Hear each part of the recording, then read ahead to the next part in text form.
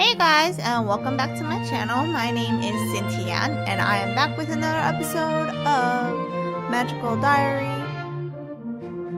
Except I'm pretty sure... Oh, whoops. Well, it just said that we need to get back to... Or we need to decide if we're running for office, and I don't know if I want to do that because that takes a lot of effort. I still don't know exactly what the job involves other than working with the teachers, and that means spending time with Professor Grabner. It could help to get me on his good side, or it could give him more opportunities to make my life miserable. That's if I can actually win the election, of course. I've never been in an election before. I don't know, or I don't think I have any enemies in the freshman class, but I don't think I'm that popular either. Let's try for treasurer. Why not? Alright, I'll go and submit my name to Professor Potsdam and see what happens. Why not? There's no guarantee that I'm gonna win anyway, so. So, are you going to do it? I don't think... Oh, come on! I'm not the sort of person... Mary, are you going to run for treasurer? Yes, I am. Yippee! Now I can tell that spoiled brat to kiss my... Hey! Sorry. I've got to go make plans. She leaves the room. Ellen sits on her bed and brushes back her hair.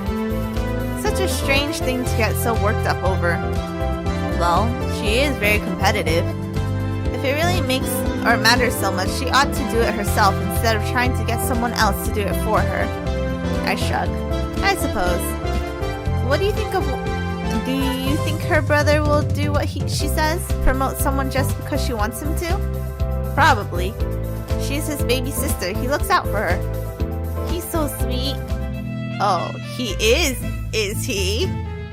Ellen, have you got a crush on William? What? No! Maybe. She sighs and flops back onto the bed. Yes? There's nothing wrong with that. Okay, you like William, so what's the problem? He's cute, he's responsible, he's a good student, he's popular. So he could have any girl he wants. And he'd never want a girl like me. Guys want someone pretty who likes makeup and dancing and pouts until she gets her way.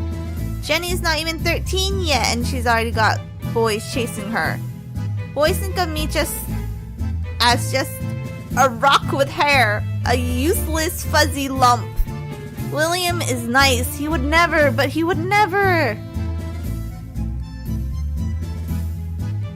I could tell her to go tell him she likes him, but I wouldn't be able to take that advice. But I guess I make a... Gosh damn people with motorcycles. I have a point of not living by my own advice, so... Yeah. If you like him, you should just tell him. No! What's the worst that could happen? He says no. Then you know and you don't have to worry about it anymore. And what if he likes you? And you're just wasting time not knowing it? That's not very likely. You'll never know unless you try. We're horses. We're supposed to be daring. You're cute and clever and sweet. You're not hopeless. Maybe he likes you. Maybe he doesn't. There's only one way to find out. I'll think about it. Yeah, I would never have the guts to do that. Virginia stretches and yawns. So, are you and William working on your plan to take over the class today? Well, we can't today, exactly. Why not? He's not here. What do you mean he's not here? It's... Cider Day? The big apple festival in the next country. That's really far away. County over. Most of the upperclassmen go there on field trip. It's over an hour away, so they have to leave early. Why didn't we hear about it? Freshmen aren't allowed. It's a privilege. What's an apple festival? A harvest fair. Don't you have those where you come from? I don't know. They get a big old-fashioned cider press set up in the green so everyone can watch the apples being crushed, and they sell jugs of it. There's lots of food. Apple donuts. Wait, apple donuts? What are apple donuts? apple sausages, apple upside down cake, caramel apples, squash apple soup. I thought like squashed apples. I was like, isn't that just cider? Well, it's not all apples. Big bake sale, craft sale, art contest, and there's fiddlers in the day and then a contra dance in the evening. From the look on Ellen's face, she has no idea what a contra dance is, but she's not going to ask. So, the seniors are going off to a dance without us. Well, it doesn't matter. What should I do today? Let's go to the mall. You are stressed. I is stressed. What should I do at the mall? Window shopping? I wander in and out of various stores. It's not a very big mall, but there are books, clothes, music, and toys, so I keep myself entertained for a few hours. Oh man, I need to distress even more. After dinner, I'm walking back to my room with Ellen and Virginia when I notice a small box sitting in front of the door. Another box? Oh, not again. She pulls back a foot to kick the offending object, then pauses. Hey Mary, this one's for you. Me? I peer down at the box. Sure enough, it says to Mary in flowing letters. Nothing about who sent it. Is this another one of Donald's tricks? Why would he send it to me? Well, I know what it is, so we can open it. I don't know why anyone would send me a present, but I don't know why anyone would send me a prank either. Let's see what it is. I pick it up, too heavy for clothing. It opens up here. Oh, it's a pie. Cool. A golden flaky pastry lattice covers a filling of spiced fruit, probably apple. But how did it get here? Some upperclassman must have bought it from the festival, I guess. Oh, maybe it's from William. Why would he be sending Mary a pie? An election warming up gift? He would probably have left a note if it were him. Maybe it's Isabel taking pity on us poor freshmen. Do we have a fridge or anything? Nope, you're just gonna have to eat it. You can't eat a whole pie. Share it. Of course not, we'll share. Let's go back to the cafeteria and find some plates and forks. Woo! I'm not sure. I don't know if I like apple pie. I've never eaten it. What? How can you have never had apple pie? That's like a requirement of American culture. Aren't you supposed to be from which culture? I'm American first. I grew up here just as much as you guys did, you know. Anyway, if you're not sure, this is the perfect time to try some, right? If you don't like it, Virginia will eat your share. You bet. We split the pie among us, and it's delicious. Next week. I awaken on Monday to a sharp rap on the door. Miss Sue, if you please. Oh, you. Stepping outside, I spot Professor Grabner and clutch protectively at my robes. I'm just out of bed and feeling vulnerable. I was not expecting, gosh damn people, to be facing him this early in the morning. Good morning, sir. Is there a problem? No? He sighs and hands me a folder bulging with papers. The label on it reads Election Protocol. You will review these documents and meet me after class today to discuss your campaign strategy. Unless you prefer to forfeit now and save us both the trouble. No, sir. Very well then, good day to you. How much strategy is involved in this election anyway? I suppose I'll find out this afternoon. First, I have to decide on my schedule for this week. What should I do this week?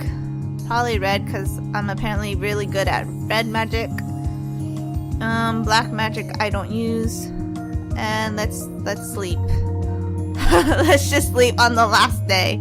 I didn't pick anything for Wednesday. There you go.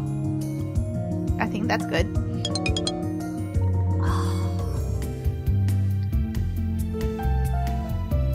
I don't think I'm gonna have enough magic points to graduate, gosh damn. I should find one that I really like and just go with that one, I think.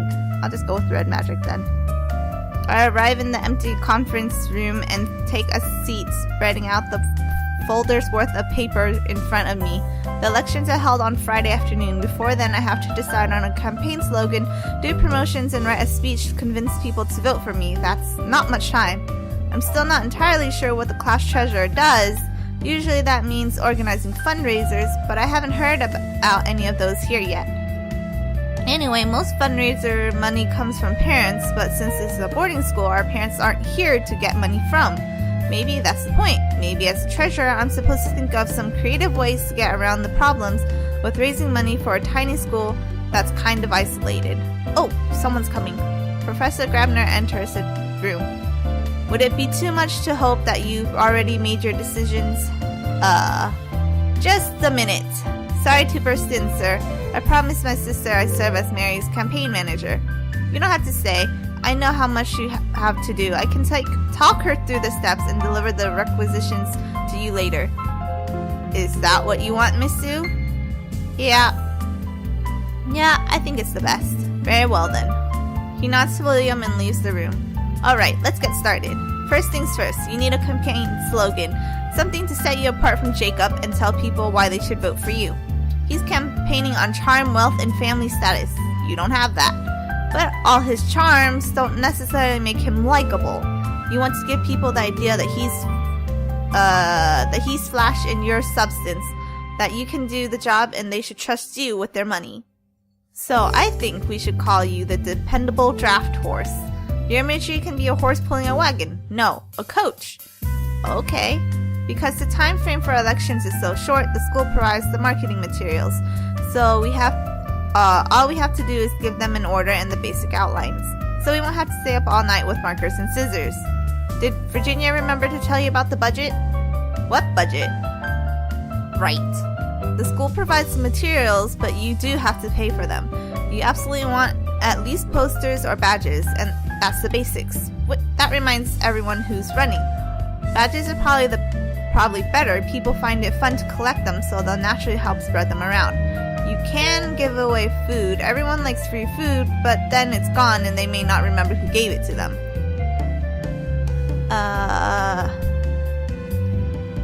Ooh, customized cupcake. How would you get $90? Well, I guess if you play at like arcade games or something. I don't know. I don't remember. I ordered badges for $5. And I guess posters. Okay. I'll put the order in and someone should drop things off at your room in the morning. See you later. I hope they don't require more money because I don't have any more money. First thing in the morning, the campaign materials arrive. I have a stack of 6 posters, each one saying, the dependable draft horse for treasurer, vote for Mary Sue. We'll need to find some places around campus to tape these up. I have a collection of green paper horse carriages, each with Mary Sue for treasurer on them in gold ink and straight pins for fastening them to ropes. We'll have to find somewhere high traffic to hand these out. Okay, are we ready? I suppose. Go Team Mary! Yay, go Team me! Ellen, Virginia, and I spend the next hour catching passerby, introducing me as a candidate and giving them my badges to wear. This is a good way to get my name out there, but it's tiring and boring. Whoa! Well, I guess it's a good thing I decided to sleep on Friday. Even though elections are on Friday, I can heal people. I guess I'll only focus on 3 different. So I'll focus on red, green, and white.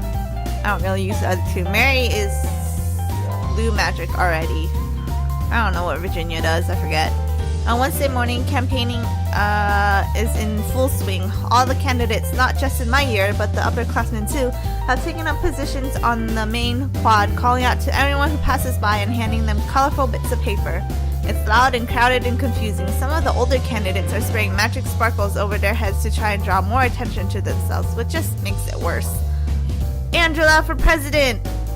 Kerrigan for secretary! Vote for Jacob! Vote for me! I'm doing my best to make myself heard among the crowd, but it's hard work. William is helping me, lending his voice, and his height is definitely helping.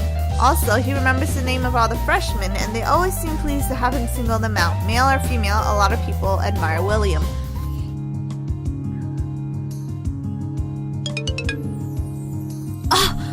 What class is it? I don't even know. Probably red. I'm so stressed I can't learn. Oh, thank God sleep. After activities on Friday, each class has a scheduled time to come to their gym. Or to the gym, where the officer candidates will make their final speeches before elections. Since we can't vote in the senior elections, there's no reason for us to have to listen to their speeches or vice versa. The freshman slot is the last one in the day. I come in earlier to watch the end of the sophomore campaigns. I'm hoping for some inspiration. I have a slightly better idea of what kinds of things to say, but they all have pros and cons. First up are the candidates for freshman class president. Minnie Cochran climbs up to the stage looking bright-eyed and enthusiastic and says a bunch of stuff about offering a helping hand to other students. Everyone applauds. Then Suki Sato wanders up and starts talking about how she found a caterpillar once that turned into a lizard instead of a moth or something like that. It's a little hard to follow. Oh, and apparently the spirits told her to run for president. Or some spirit? She's not sure which ones. Everyone applauds, but not as loudly. After that comes the presentation for treasurer. Jacob Blazing? The blazing fire struts up and gives a very brief speech about how money is obviously in safe hands with him, and he knows how to spend it too. Everyone claps and some guy even hoots in approval. Then it's my turn. Hi, my name is Mary Sue and I'm running for class treasurer. In managing money, I will increase accountability or reduce waste. I don't know. Does it really matter? I will increase accountability through crafting careful record keeping so that everyone can see exactly where funds come from and how they are used. It will be my job to manage class fundraising events. I will innovate with new events. Create new events so that we can reach out to new populations to be more successful than ever. The most important thing that I will bring to the table as treasurer is class spirit. Well, math skills is pretty important too, though. Class spirit and enthusiasm. I'm going to give it all I've got, so please vote for the dependable draft horse. Everyone starts clapping and I instinctively give a little curtsy. At last, it's time for the actual voting. Everyone lines up single file in the hallway leading to one of the classrooms. One at a time, we go inside to cast our votes. Each student is given a pencil and 2 pieces of paper containing the list of names for each office. You circle the name you want to vote for, then drop the paper into the box. I guess Minnie. I vote for me. I vote for myself. Why would I run and then sabotage myself?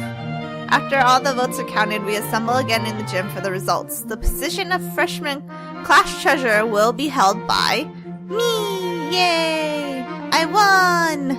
And I'm proud to announce that this year's freshman class president will be Minnie Cochran. Or would it be Cochran? Whatever, however you pronounce her last name, I don't really care. I'd like to thank you all for your hard work this week. You students are what make Iris Academy truly great. The teachers will be seeking out the newly elected officers later today to discuss their positions. I hope you all have a wonderful weekend. So, you were successful. Yes, sir. Very well, take these keys. He hands me a small loop of chain about the size of a bracelet with 3 bronze keys hanging from it. And report here at 5 a.m. tomorrow morning to begin your duties. 5. You were aware of what your duties would involve, weren't you? After all, you were given all the information ahead of time. Right. Maybe I should have spent less time campaigning and more time reading the information booklet. Yeah, probably. Okay, we'll see why she has to get up early in the morning in the next episode. So thank you for watching, and please leave a like and subscribe and share this video with your friends. And I'll see you guys in the next episode. Bye!